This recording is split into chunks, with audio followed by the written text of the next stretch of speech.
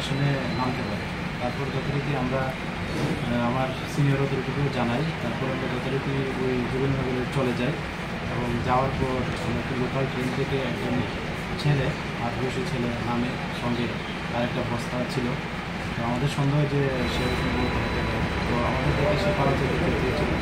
আমরা মিটিং করি, লোকাল যারা আছেন তারাও আমাদের সহায়তা মিটিং করে দেখা গেলো যে ওইটার মধ্যে কন্ট্রাব্যান্ড আছে। তাহলে মিনটাইমে আমাদের সুপিরিয়র অথরিটিও তারাও এসে পড়েছে। তারপর ওইখানে ওই বস্তাটাকে সার্চ করে দেখলাম যে 160 বুথে লেসকপ, যার বডি পিন মানে আনুমানিক 200 টাকার মতো। এটা অ্যাজ পার বডি পিন অনুযায়ী 32,000 টাকার মতো যায়, কিন্তু এগুলি অ্যাকচুয়ালি ব্ল্যাক মার্কেটে প্রায় পার বোতল 500 টাকা করে বিক্রি হয়। এই সময়তে প্রায় 80-85,000 টাকার মতো হয়।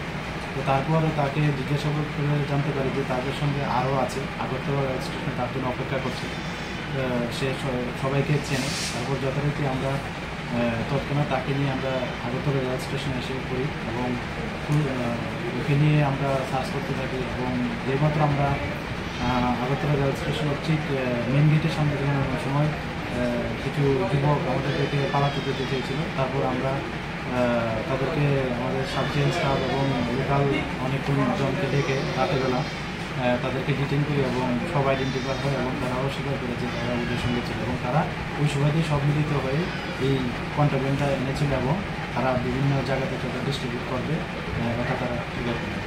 কোথায় থেকে আনছিল এটা? এটা তারা তো অ্যাকচুয়ালি বর্ধমান বিহার থেকে এসেছিল। তো তারা তো এটা বর্ধমান থেকে নিয়েছে।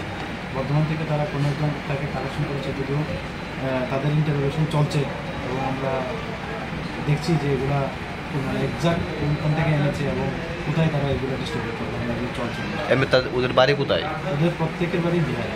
বিহারে কতজন টোটাল? টোটাল আছে 5 জন। 5 জনের বাড়ি বিহার? 5 জনের। মানে ত্রিপুরাতে কেউ নেই? এমনি মানে তাদের সঙ্গে কি ত্রিপুরার কেউ যোগসূত্র আছে কি কিছু?